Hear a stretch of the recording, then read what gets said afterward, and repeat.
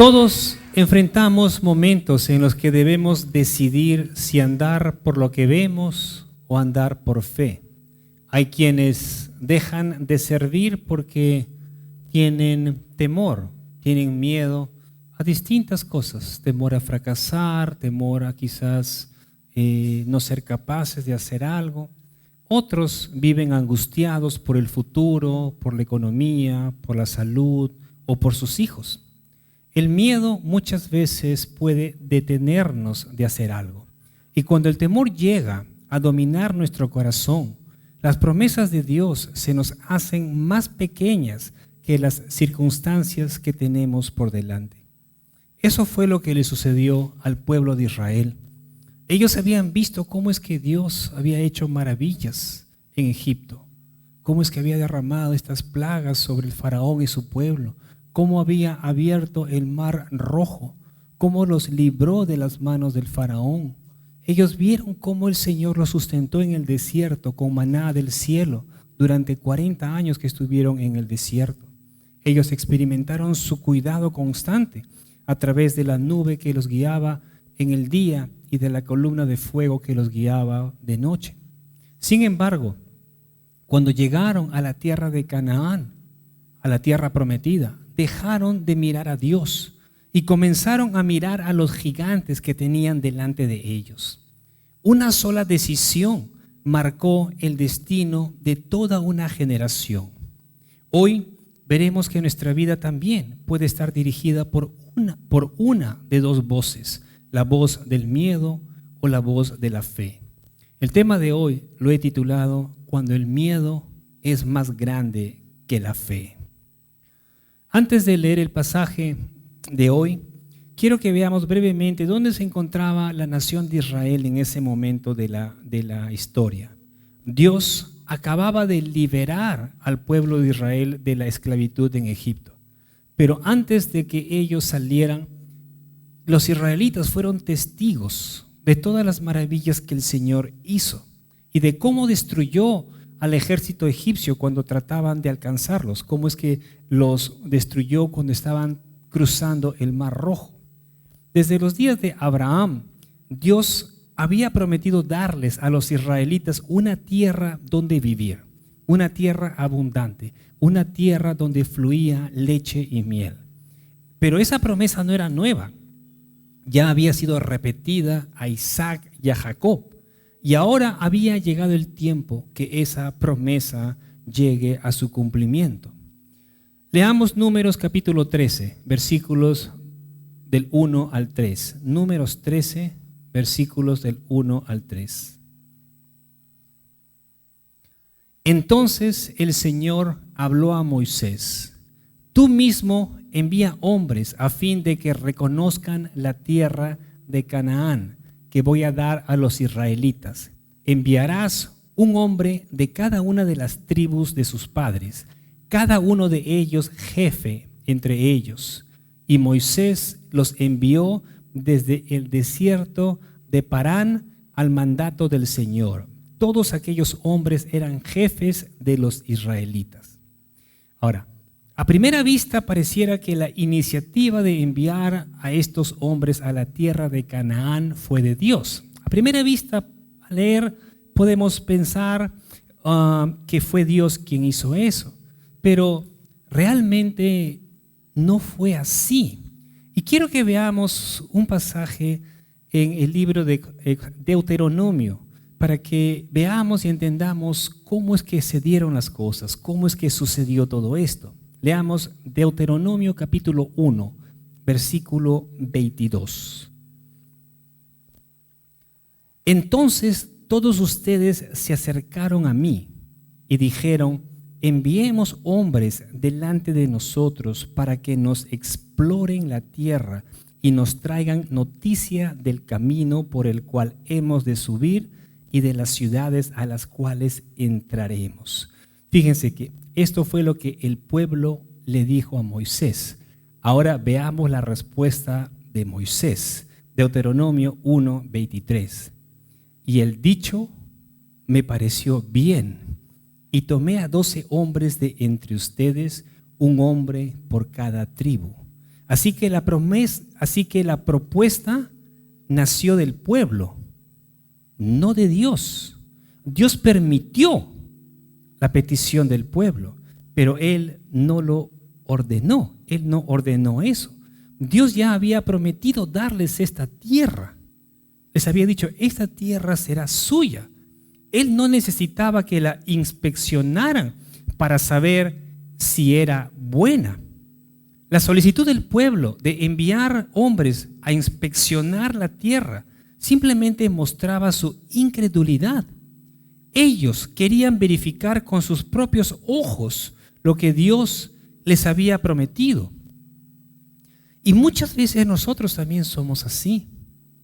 Necesitamos ver, queremos comprobar las cosas antes de creerle al Señor. Ahora que tenemos claro quién fue quien ordenó esto, volvamos a Números capítulo 13. Leamos los versículos del 18 al 20. Aquí es lo que Moisés les va a decir, qué es lo que estos hombres tenían que hacer. Leamos. Vean cómo es la tierra y si la gente que habita en ella es fuerte o débil, si son pocos o muchos, y cómo es la tierra en que viven, si es buena o mala, y cómo son las ciudades en que habitan, si son como campamentos abiertos o con fortificaciones, y cómo es el terreno, si fértil o estéril, hay allí árboles o no. Procuren obtener algo del fruto de la tierra. Aquel tiempo era el tiempo de las primeras uvas maduras. Después de haber recibido estas instrucciones, los 12 hombres partieron hacia la tierra prometida, hacia Canaán. Pero fíjense que estos 12 hombres, estos 12 espías, eran los principales líderes de cada una de las tribus. Eran hombres respetados, no eran cualquier persona. Eran personas de influencia sobre la nación, eran líderes sobre cada una de estas tribus. Ahora, ellos recorrieron la tierra de Canaán por 40 días. Observaron las ciudades, a sus habitantes y la tierra, la fertilidad del lugar.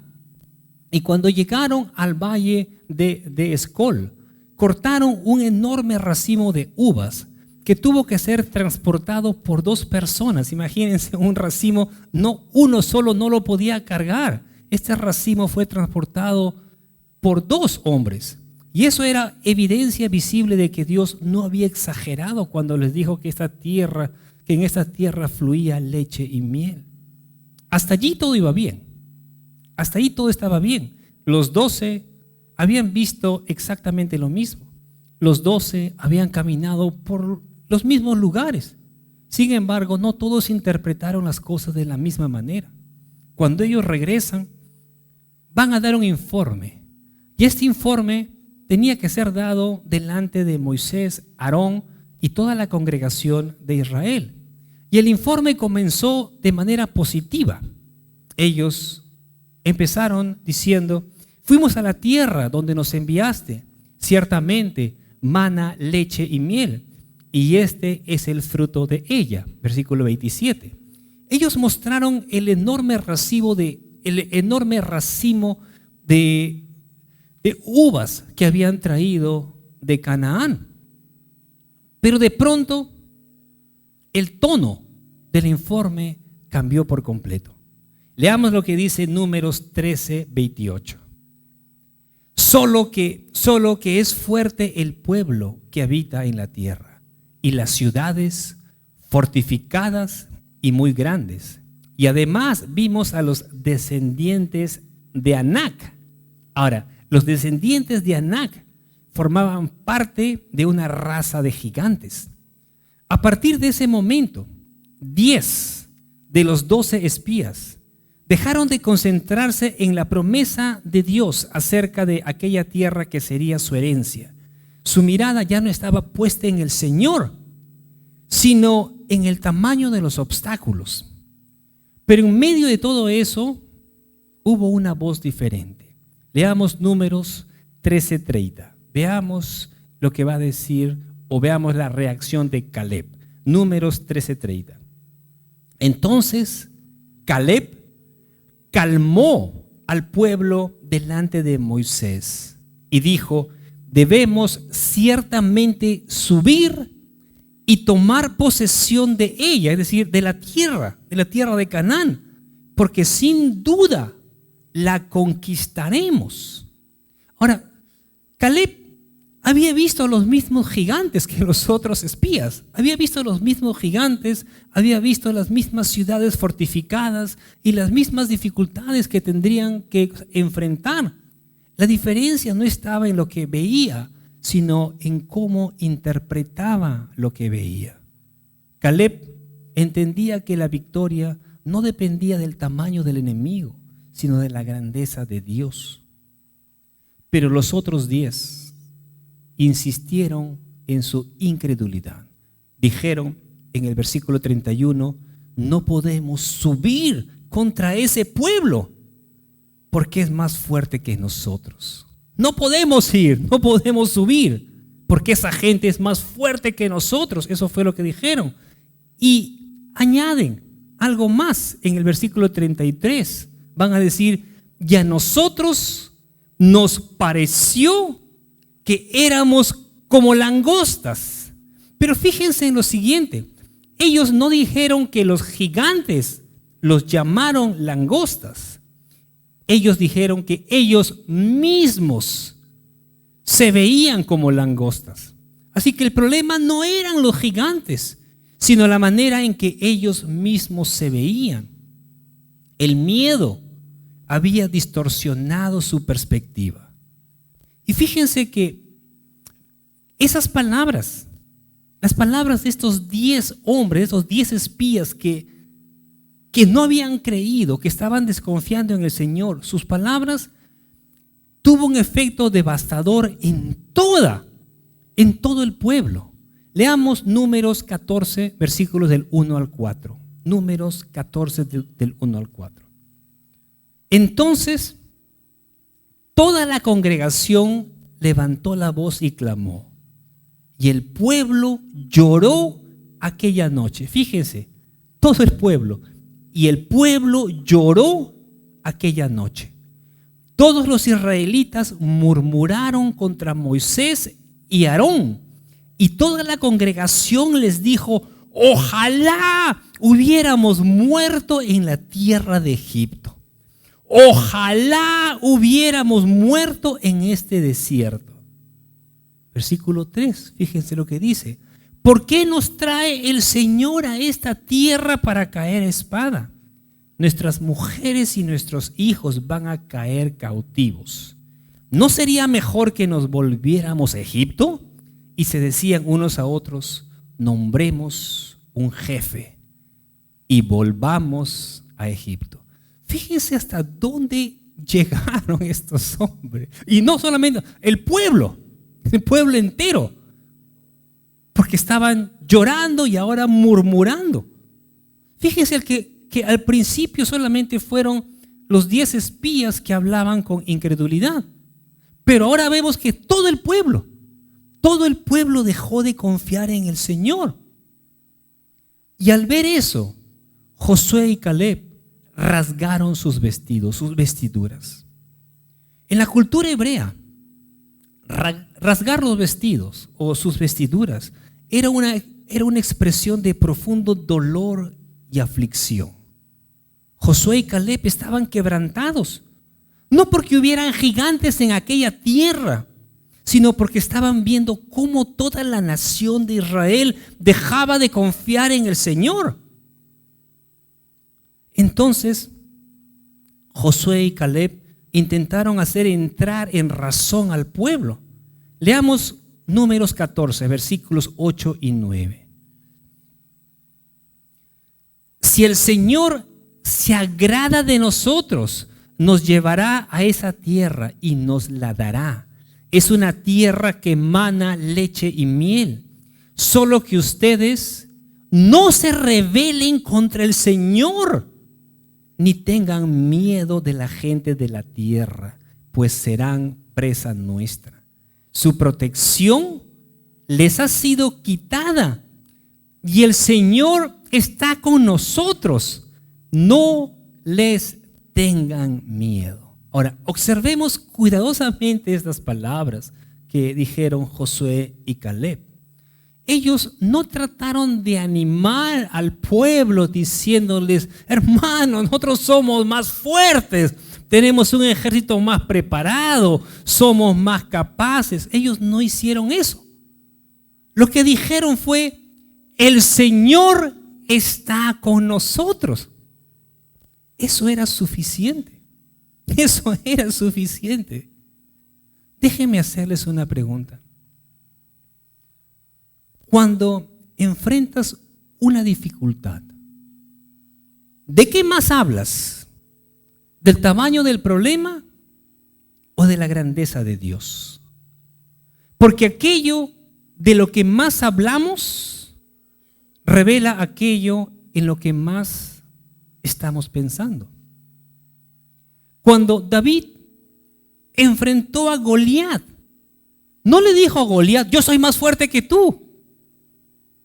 Lo que dijo fue: yo vengo a ti en el nombre del Señor de los ejércitos. De la misma manera, cuando el rey Josafat vio venir un enorme ejército contra Judá, él oró diciendo: no sabemos qué hacer, pero nuestros ojos están puestos en ti. Muchas veces nosotros oramos al Señor para que Él quite a los gigantes de nuestro camino. Sin embargo, este pasaje no enseña eso. Este pasaje nos enseña algo diferente. Dios no quitó a los gigantes antes de que Israel entrara en la tierra de Canaán. Los gigantes seguían allí. Las ciudades fortificadas continuaban allí. Los enemigos seguían siendo numerosos. Lo que Dios esperaba era que su pueblo aprendiera a confiar en Él. Eso era lo que el Señor quería, que su pueblo aprendiera a confiar en Él. Y esa misma lección sigue siendo válida para nosotros el día de hoy, hermanos. Después de escuchar el informe de los espías, la Biblia dice que toda la congregación levantó la voz y lloró toda la noche. Y luego comenzaron a murmurar contra Moisés y Aarón.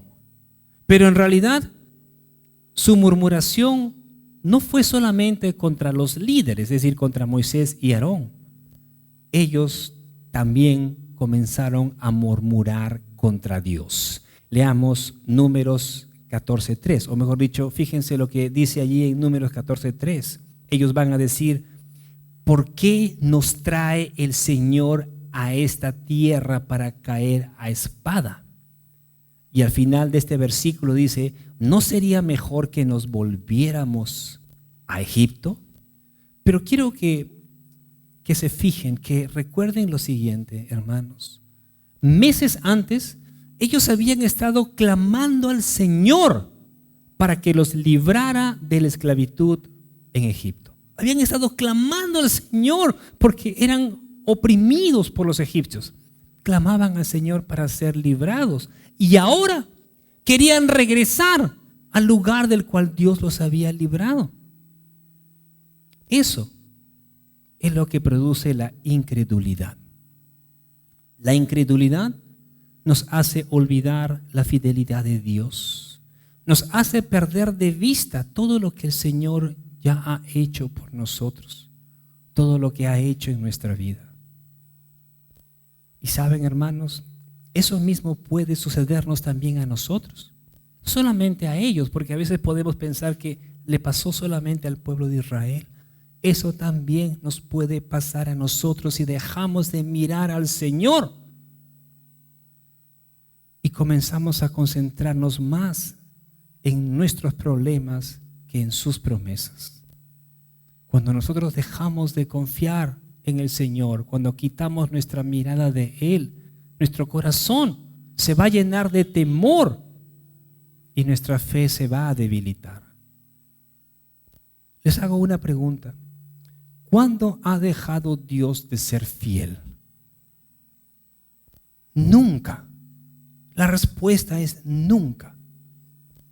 El Dios que abrió el mar rojo sigue siendo el mismo Dios que sostiene a su pueblo el día de hoy. Él no cambia y sus promesas tampoco cambian. La incredulidad del pueblo de Israel tuvo consecuencias. Leamos Números capítulo 14, versículo 11.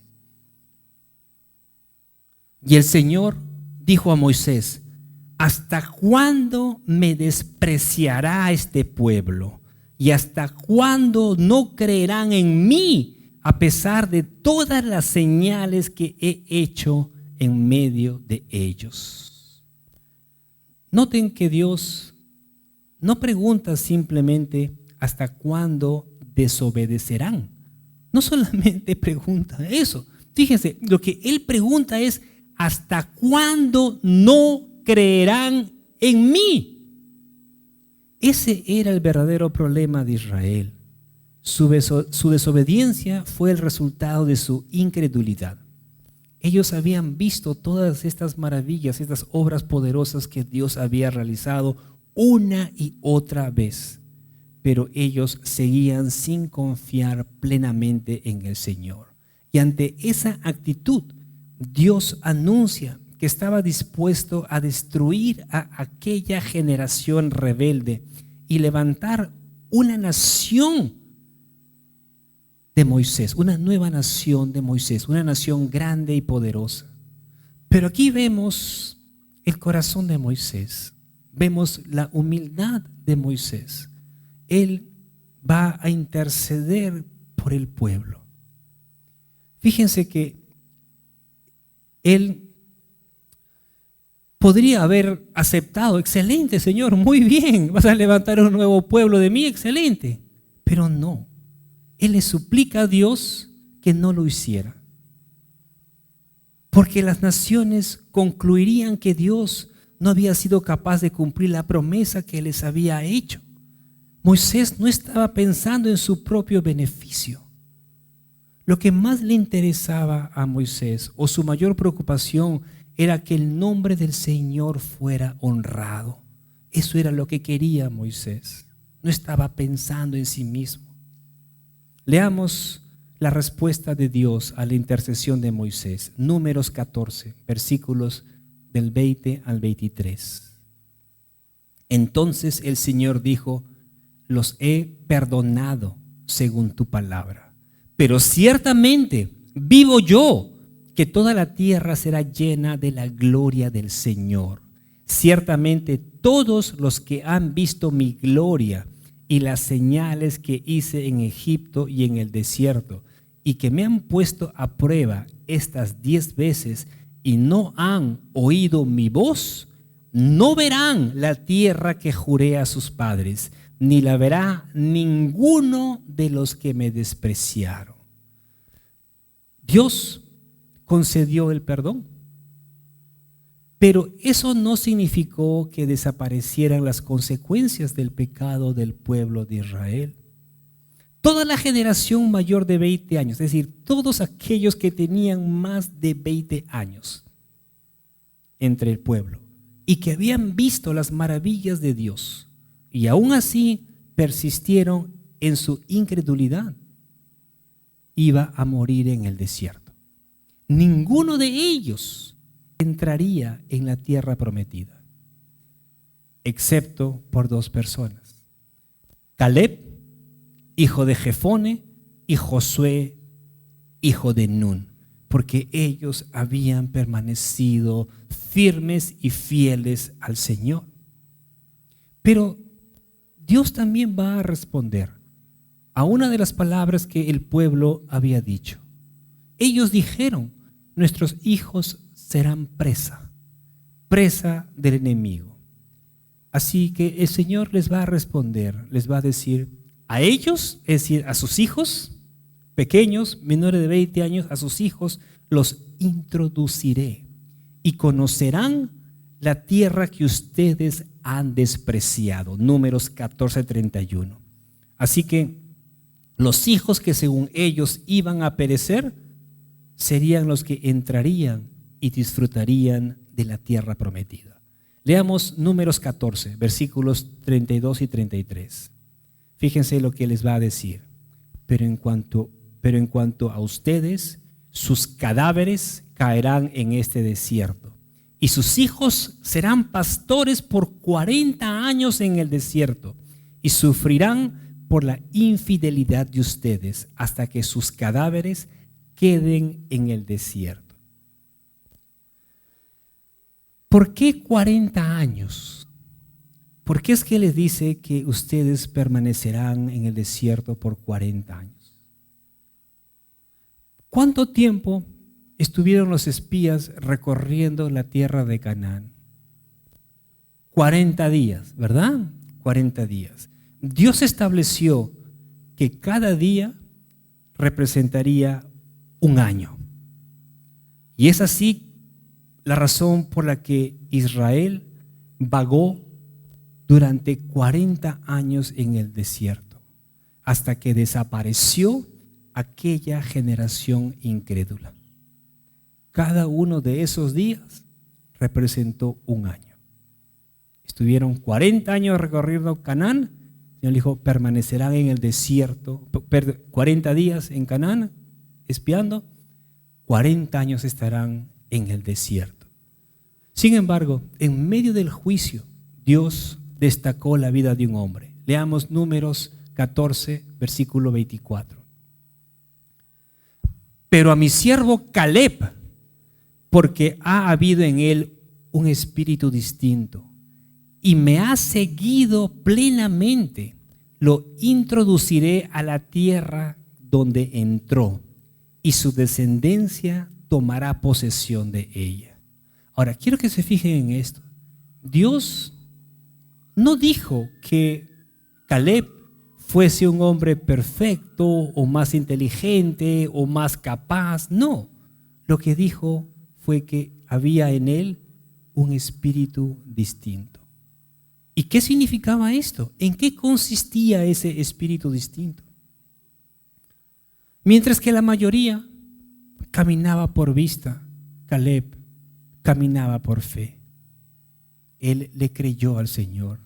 Mientras que los demás magnificaban a los gigantes, Caleb magnificaba a Dios. Y Dios honró esa fe.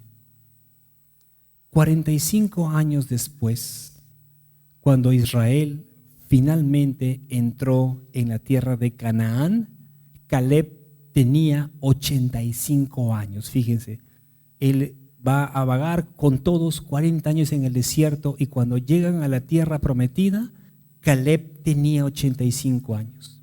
En ese momento Moisés ya había muerto, era Josué quien estaba liderando al pueblo.